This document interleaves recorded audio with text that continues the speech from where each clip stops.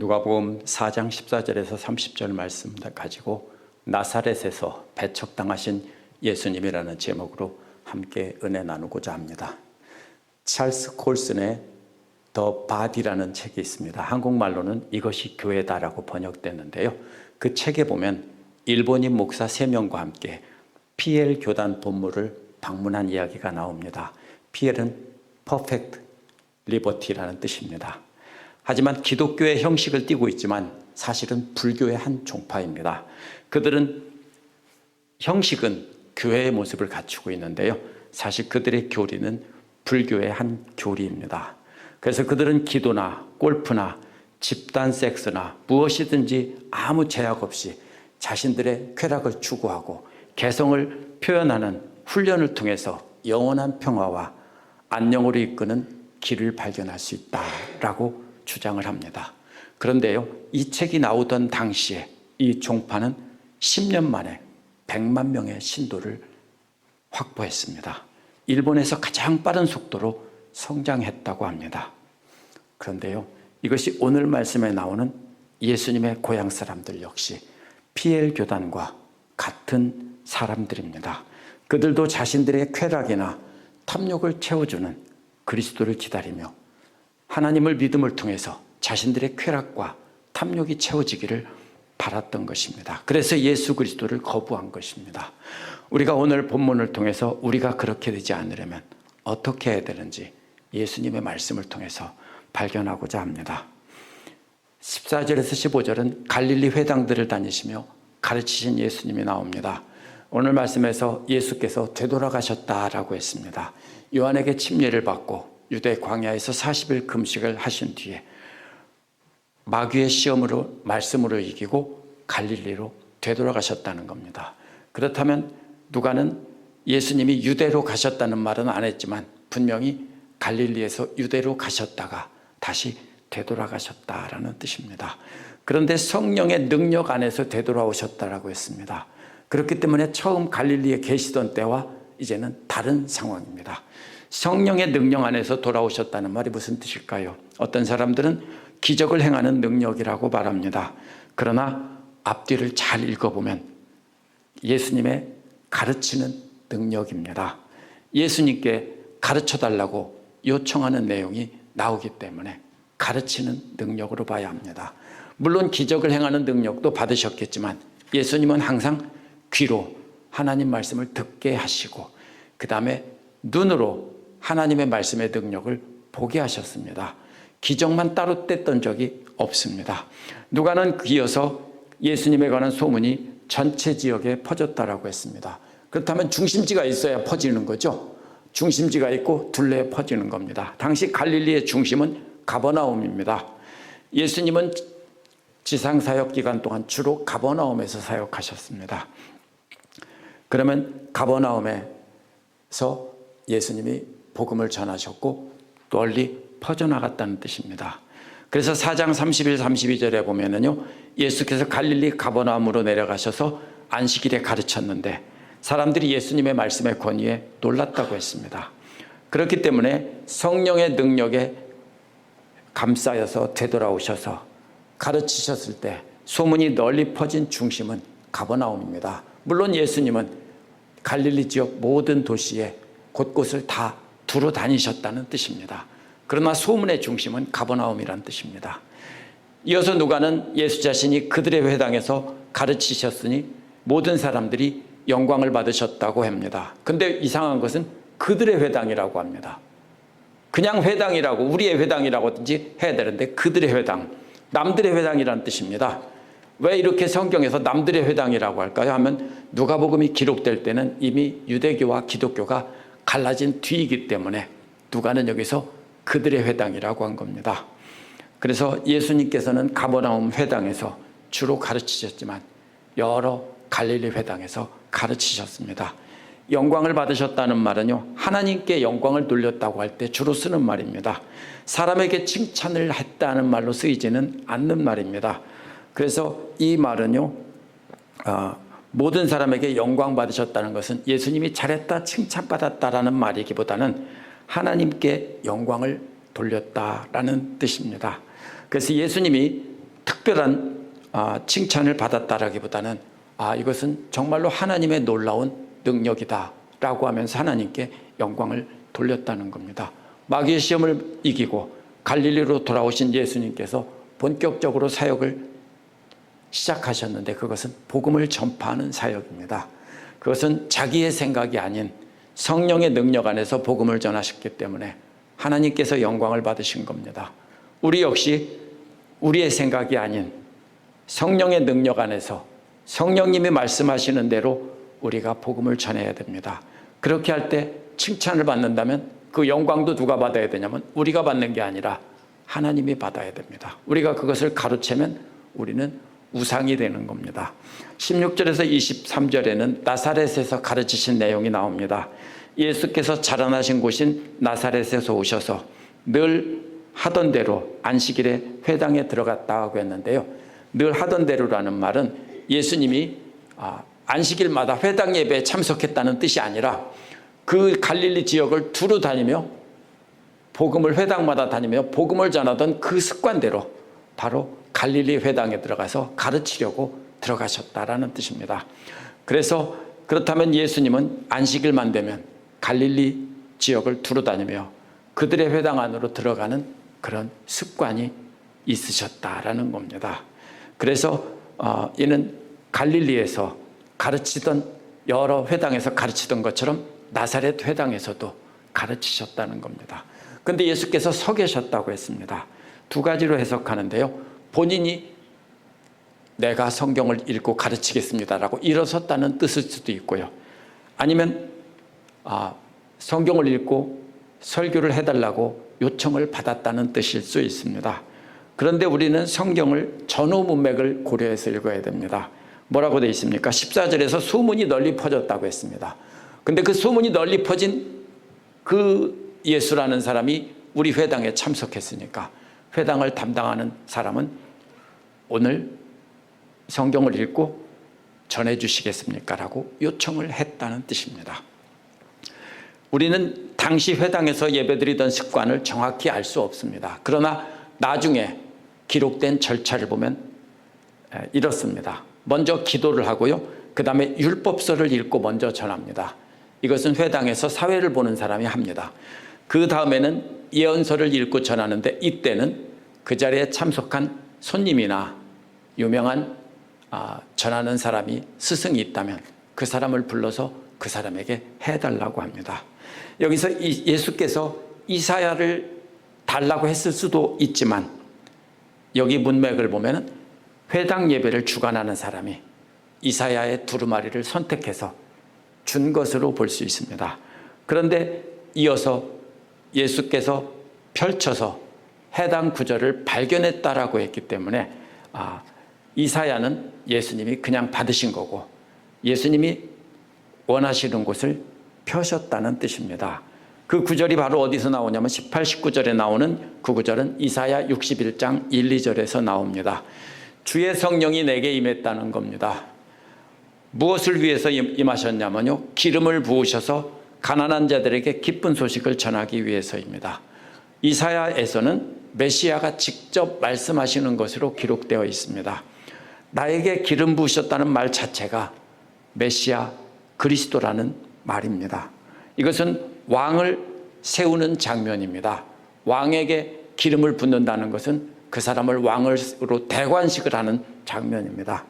그런데 이 땅의 나라들의 왕이 아니라 영원한 하나님 나라의 왕이라는 뜻입니다. 예수께서 인용하신 구절을요, 예수님의 의미로 보지 말고 본래 이사야가 전하던 당시에 어떤 의미로 받아들여졌는지 우리가 먼저 봐야 됩니다. 그래야 이해를 할 수 있습니다. 이 구절은 당시 바벨론에 포로로 잡혀가 있던 시절에 포로로 잡혀가 있는 사람들에게 이 말씀을 전한 것이고요. 만약에 본토에 남아있던 사람들이라면 포로로 잡혀간 사람들이 돌아온다는 의미로 받아들인 것입니다. 먼저 가난한 자들에게 기쁜 소식을 전하려고 메시아 자신에게 기름을 부으셨다는 겁니다. 가난한 사람이 누굽니까? 땅이 없는 사람들입니다. 오늘날은 돈이 없는 사람들이죠. 당시에는 분배받은 땅이 없는 사람들이 가난한 사람들입니다. 왜 가난합니까? 바벨로니에 포로로 잡혀갔기 때문에 땅이 없습니다.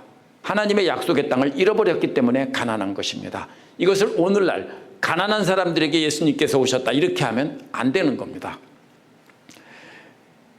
그래서 그 사람들은 유다의 지도자들인데, 정치 종교 지도자들인데 포로로 잡혀갔기 때문에 그들은 이 땅에서는 부유한 사람이었지만 그곳에서는 가난한 사람이 된 것입니다. 포로로 잡혀가서 바빌로니아 땅에서 아무런 땅도 소유하지 못한 채 노예로 살고 있던 사람들에게 원래 이사야가 전한 말씀이라는 것을 이해를 해야 됩니다. 그런데 이사야 예언은 단순히 포로에서 돌아올 것만 예언한 것이 아닙니다. 마지막 종말에 그리스도를 통해서 회복할 하나님 나라를 예언한 것이기도 합니다. 이제 예수님은 그 자신을 통해서 그 나라가 시작되었다는 겁니다.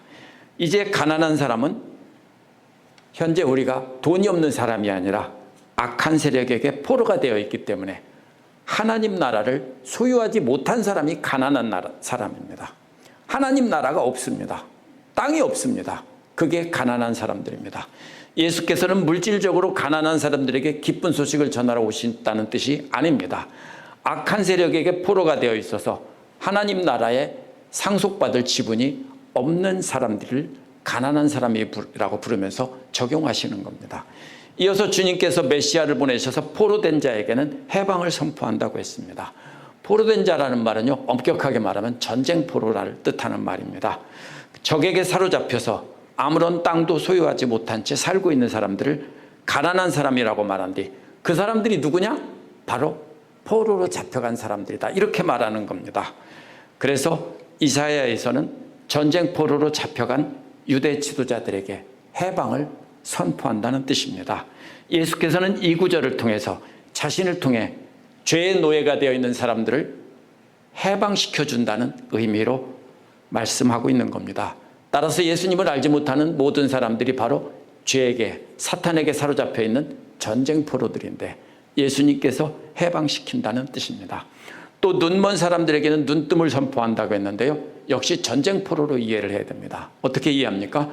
눈먼 사람이란 이런 게 나오죠. 왕이나 지도자들을 데려다가 뭘 합니까? 눈을 뽑습니다. 그렇죠? 그런 벌을 내립니다. 그렇게 해서 눈먼 사람일 수도 있고요, 지하 땅속 감옥에 오래 갇혀 있어서 눈이 멀었을 수도 있습니다. 왜냐하면 당시의 감옥은 오늘날처럼 전등이 켜지는 곳이 아니고 땅에 굴을 파고 굴 속에다 집어넣고 가둬놓고서 굶어 죽지 않을 만큼만 먹을 걸 주고, 또 다른 때는 강제 노역을 시키고 했기 때문에 이들에게 오랫동안 특별히 중요한 죄수들은 어떻게 합니까? 밖도 보지 못하게 하고 가두어뒀습니다. 그래서 눈먼 사람이라는 뜻입니다. 예수께서는 영적으로 눈먼 사람들에게 눈을 뜨게 하신다라는 말씀으로 이 말씀을 자신에게 적용한 겁니다. 억눌린 자는 또 누굽니까? 포로로 잡혀와서 억눌린 채 강제 노역을 하는 사람들입니다. 그런 사람들도 풀어줘서 해방이 되게 한다는 뜻입니다. 이것이 이사야가 예언한 예언은 바벨로니아 포로로 돌아옴으로써 1차적으로 이루어졌지만, 하나님은 이 말씀을 통해서 예수님을 통해 회복될 영원한 하나님 나라를 예언하고 계신 겁니다. 그래서 이러한 일이 벌어지는 때가 바로 주님의 은혜의 해라고 19절에서 말했습니다. 은혜의 해라는 말은 본래 희년을 가리킵니다. 희년이란 7년마다 안식년을 갖는데 곱하기 7 하면 49년, 그래서 50년째 되는 해를 희년이라고 합니다. 희년 제도는 레위기 25장 8에서 13절에 나오는데요, 50년이 되는 해에는 노예로 팔려간 사람은 무조건 풀어줘야 됩니다.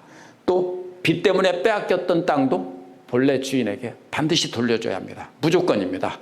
레위기 25장 13절에 보면 희년이 되면 본래 분배받은 땅으로 돌아가야 한다라고 했는데요, 이 의미는 뭐냐면요, 여호와께서 희년 제도를 만든 이유는 땅을 갖고 있다 보면 사람들이 어떻게 됩니까? 어렵기 때문에 팔고, 빚져서 팔고, 노름빚으로 팔고, 여러 가지가 일이 있겠죠.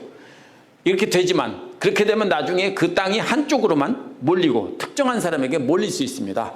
그래서 희년 제도를 두어서 일정한 시간이 되면 다시 돌려주고 재분배를 하는 것입니다.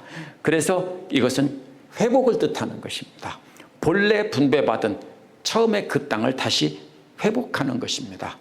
우리가 땅 따먹기 할 때 처음에 시작은 똑같이 시작하죠. 한 뼘 가지고 시작하죠. 근데 나중에는 어떻게 됩니까? 어떤 아이는 전체를 다 차지하고 어떤 아이들은 땅이 없게 되죠.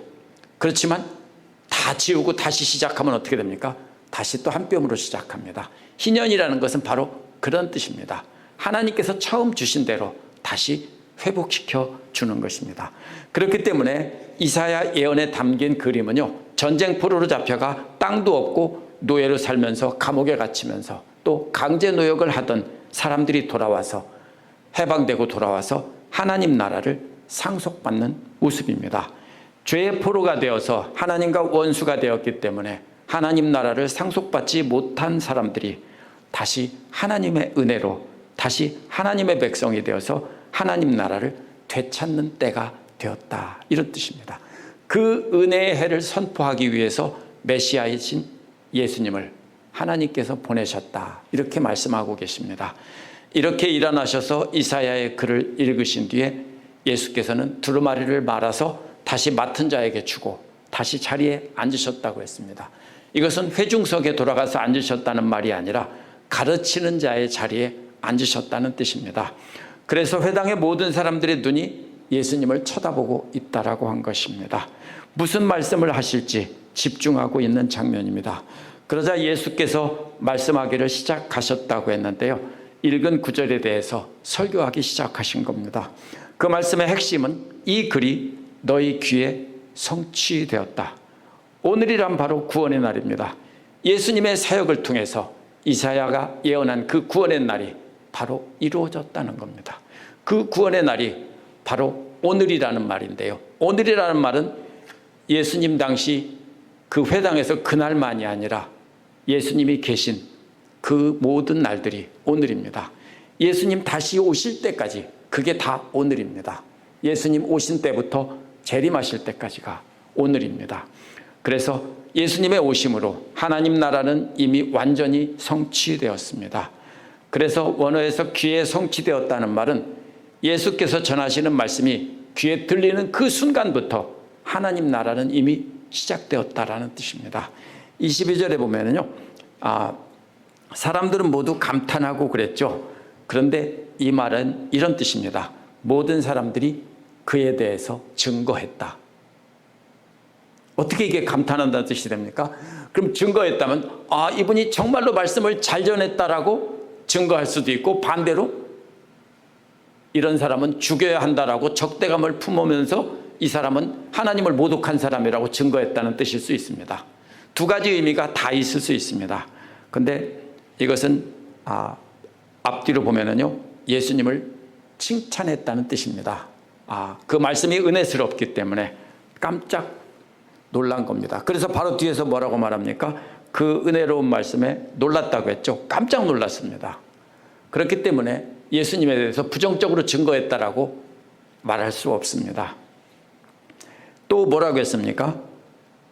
그 다음에 그 입에서 나오는 말씀이라는 말은요, 본래 구약에서 하나님의 입에서 나오는 말씀이라는 말로 신명기 8장 3절에 나오는 말씀입니다.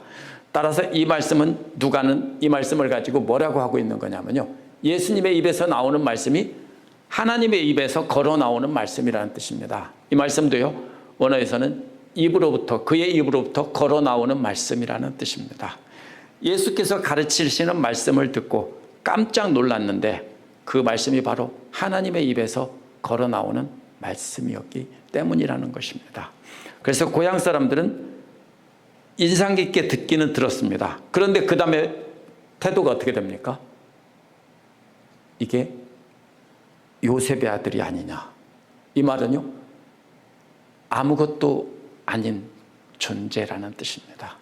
평범한 목수의 아들이 아니냐. 그 당시에는 누구만 가르치고 전할 수 있습니까? 랍비의 가정이나 제사장의 가문에서 태어나서 그 훈련을 받은 사람들만이 가르칠 수가 있습니다.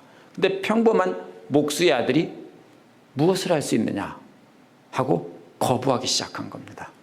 그래서 마가복음 6장 3절에서는 똑같은 부분에서 뭐라고 합니까? 마리아의 아들이라고 부르면서 경멸하는 태도를 보였습니다. 결국 이게 마가복음이나 누가복음 모두 다요, 미천한 존재, 무지렁이 같은 아무것도 아닌 존재가 어떻게 저런 놀라운 말씀을 전하지 하고서 그 다음에는 거부하기 시작했다는 겁니다. 그래서 예수님이 뭐라고 말합니까? 너희는 틀림없이 의사야 내 병이나 고쳐라 라는 속담을 이용했다 하겠습니다. 여기서 내 자신을 고치라는 말은요, 바로 나사렛을 말합니다. 예수님 자신이 아니고 내 병이나 고쳐라. 왜냐하면 바로 이어서 뭐라고 말합니까? 가버나움에서 했던 것처럼 당신이 했던 일을 여기서도 하라. 그러면 여기서 너 자신이나 고치라는 것은 우리가 생각하는 것처럼 예수님 자신이 아니라 예수님의 고향 동네 나사렛이나 고쳐라, 이런 말입니다. 뭐라고요? 가버나움에서 고쳤던 것처럼 내 병이나 고쳐라. 내 고향 사람들 병이나 치료해라, 이런 뜻입니다. 그래서 예수님은 미천한 출신이기 때문에 가르침은 거부한다. 그러나 소문은 들었습니다. 그 소문이 뭡니까? 잘 가르치고 또 병도 고치고 기적을 행했다고 했기 때문에 가르치는 건 필요 없고 와서 너는 우리 병이나 고쳐줘라, 이렇게 했다는 뜻입니다. 그러자 24절에서 27절에서는 예수님께서 이방인들만 구원받았다는 말씀을 하신 겁니다. 내가 진정으로 너에게 말한다 라는 말은요, 하나님의 변함없는 진리를 말할 때 쓰는 공식입니다. 그 공식은 뭐냐면요, 진리는 예언자도 고향에서 환영받는 일이 없다는 겁니다. 아무리 위대한 예언자라도 고향에서는 환영받지 못한다는 겁니다. 그래서 고향 사람들에게 거부당하는 이 모습은요, 마치 뭐와 같냐면요, 바로 예수님께서 예루살렘에서 거부당하고 십자가에 죽는 모습을 하나의 그 모형처럼 이렇게 보여주는 장면입니다. 그래서 마지막에 예루살렘에서 멸시천대 받고 돌아가실 것인데 그 예행 연습이라고 볼 수 있습니다. 바로 이렇게 한 것이 예루살렘 사람들도 똑같이 그렇게 했기 때문입니다. 25절에서 27절에 보면 예언자를 거부한 사람들에 대해서 예화를 구약에서 인용하십니다. 역시 변함없는 진리를 말씀하신다고 하는데요, 엘리야 시대에 많은 과부들이 이스라엘에 있었다라는 겁니다. 그때 3년 6개월 동안 하늘에 비가 내리지 않고 흉년이 들었다라고 했습니다. 그런데 그 땅에 엘리야는 그들 중에 아무에게도 보내지지 않고 오직 시돈 땅 사렙다에 있는 한 과부에게 보내졌다는 겁니다. 그 당시에 수많은 과부들이 있었습니다. 왜 특별히 과부를 말합니까? 농사지어서 거둘 때 과부는 먹여 살릴 사람이 없는 사람, 가장 불쌍한 사람들이 과부입니다. 그래서 그 많은 과부들이 있는데 엘리야는 이스라엘의 많은 과부들에게 보내지지 않고 이방인 땅에 있는 그 시돈의 한 과부에게 보내졌다는 겁니다. 그래서 이방인 과부에게만 굶주리지 않게 하셨다는 겁니다. 27절에서는 구약에 나타난 또 다른 진리의 말씀을 예로 드는데요, 예언자 엘리야의 제자인 엘리사의 시대입니다. 엘리사 시대에도 많은 나병 환자들이 이스라엘 땅에 있었다는 겁니다. 그런데 이스라엘 땅에 있던 나병 환자들 아무도 치료를 받지 못했고 오직 시리아 사람 이방인인 나아만만 제외하고는 아무도 고침을 받지 못했다는 겁니다. 예수님의 이야기를 요약하면 이 말입니다. 이스라엘은 아무도 하나님의 은혜를 받지 못했고 오직 이방인 두 사람만이 은혜를 받았다, 이런 뜻입니다. 왜요?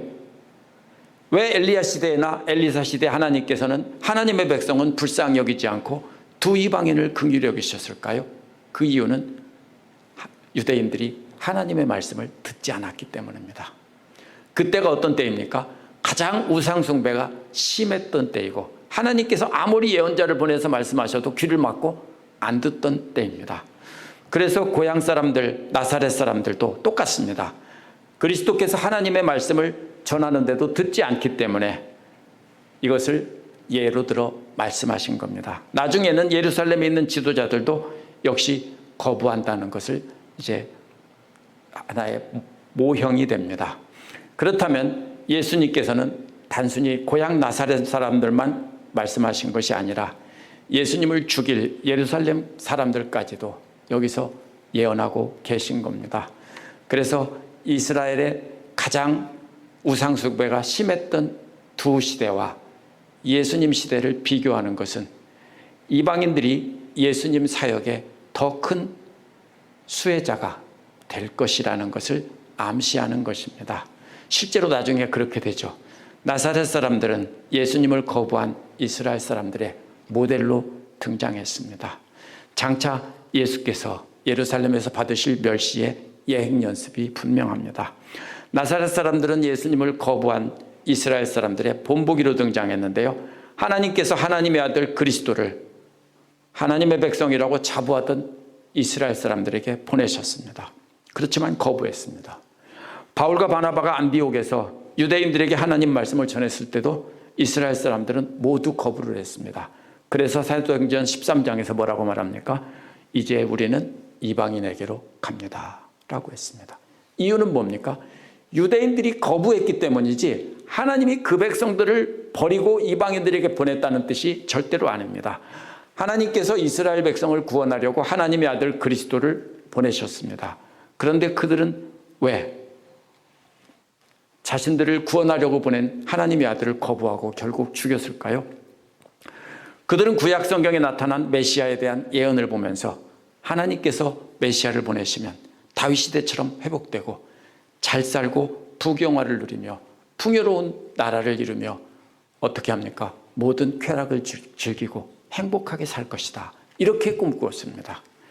그리고 성경을 가르치는 사람들은 계속 그렇게 가르쳤습니다. 예수가 만일 하나님의 보내신 메시아라면 로마 제국을 멸망시키고 자신들을 로마 제국처럼 당시 세상을 지배하는 왕국으로 만들었어야 한다고 생각했습니다. 자기들이 욕심대로 하나님의 말씀을 해석하고 하나님을 알라딘의 마술 램프의 요정 정도로 생각한 것입니다. 예수님을 밀쳐낸 사람들이 그 다음에 나옵니다. 이것을 들은 회당 안에 있던 사람들은 화가 잔뜩 났는데요. 이것은 분노가 충만했다는 뜻입니다. 예수님은 어떻게 됩니까?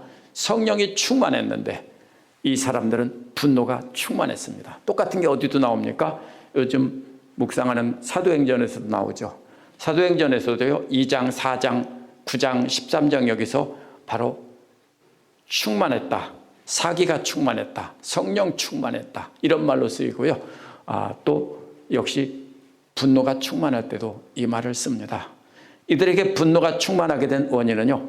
엘리야나 엘리사를 거절한 이스라엘 조상들처럼 나사렛 사람들이 예수님이 말씀하시는 하나님의 말씀을 거부했다라고 하기 때문에 이제 하나님은 너희가 아닌 이방인들을 구원하신다라고 했기 때문에 이들은 분노가 충만한 것입니다. 사도행전 7장에 나오는 스데반 역시 이스라엘 사람들은 하나님께서 보낸 사람들을 핍박한 적이 없다고 책망을 했습니다.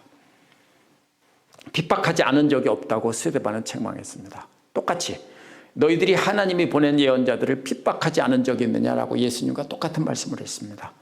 스데반은 성령이 충만해서 하늘을 보았지만 그 사람들은 분노가 충만해서 땅을 보고 스데반을 죽였습니다.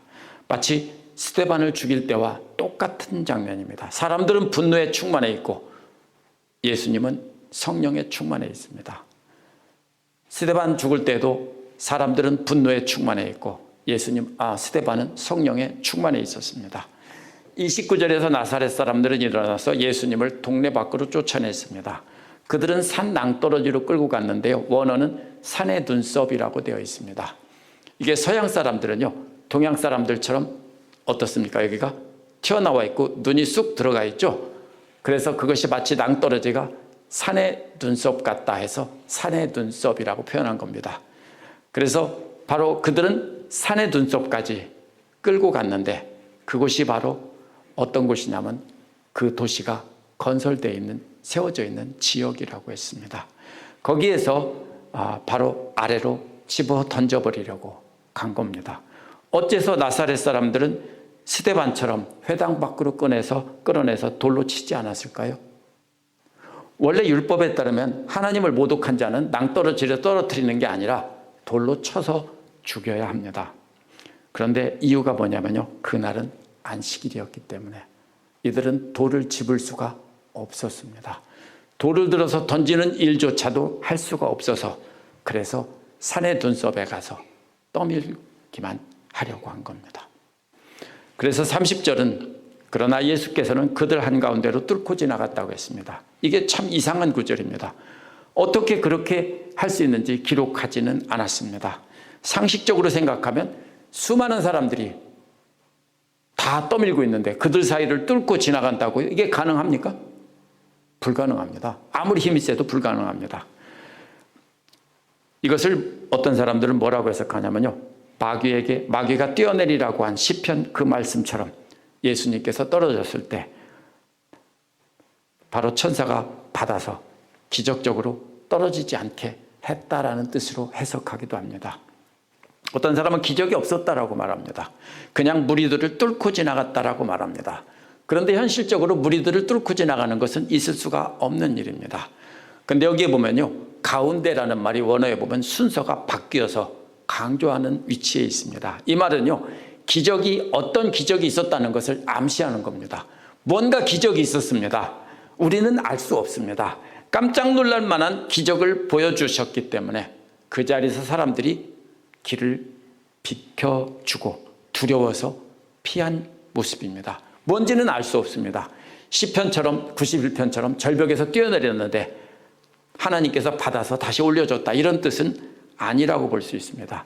뭔지는 알 수 없지만 모두가 깜짝 놀랄 만한 놀라운 능력을 예수님께서 뭘 통해서 보았다는 겁니다.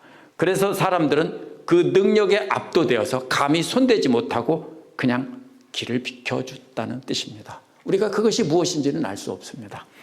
어째서 나사렛 사람들은 예수님의 말씀을 듣고도 모두가 예수님의 말씀을 좋다고 놀랍다고 하면서 요셉의 아들이 아니냐고 거부했을까요? 오늘 본문에서 예수님께서 답을 말씀해 주셨습니다.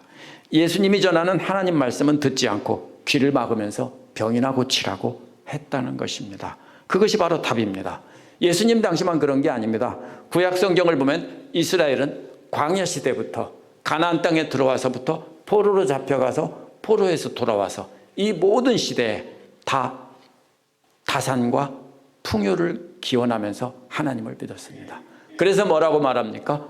바알신을 섬기는 자들이라고 했는데 실제로 바알신을 섬겼을 수도 있지만 이것은 그들이 하나님을 섬기면서 하나님을 마치 바알신처럼 자기들에게 풍요와 자식을 많이 낳게 해주는 고대의 두 가지 축복을 달라고만 하면서 하나님 말씀은 안 들었다는 뜻입니다.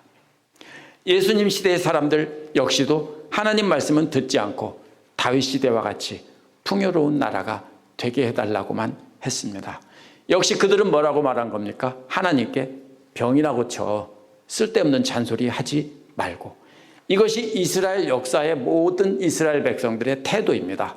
그래서 하나님께서는 끊임없이 뭐라고 합니까? 말씀을 하신 겁니다.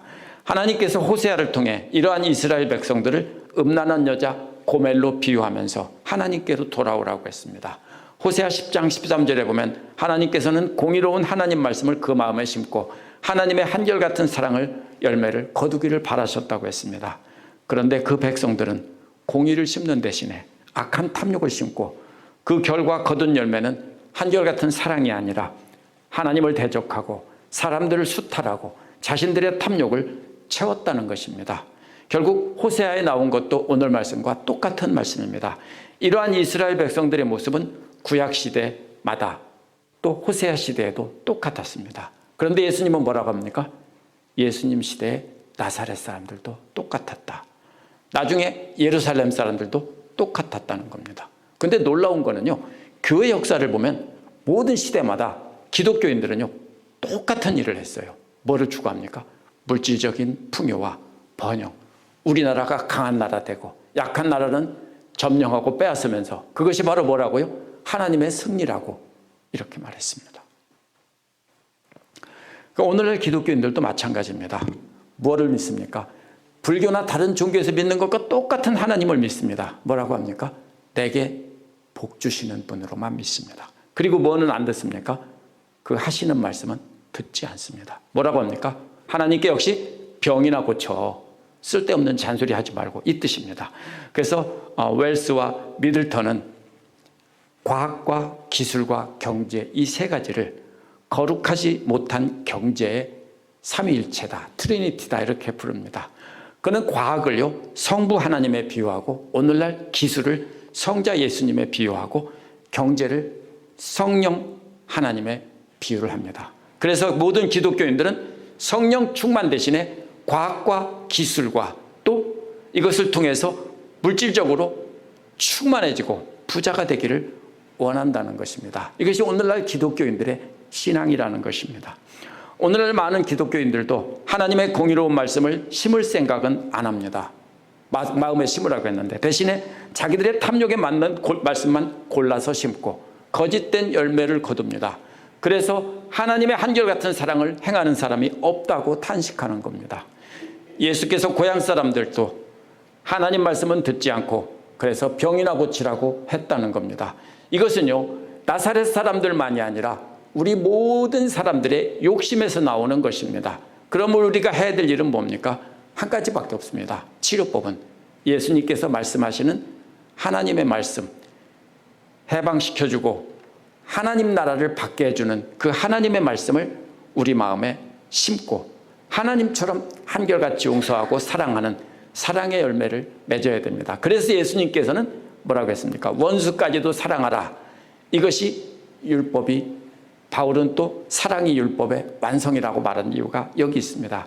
그렇지 않으면 우리도 똑같이 예수님을 낭떠러지에서 밀쳐 떨어뜨리는 사람과 똑같은 존재입니다. 기도하겠습니다.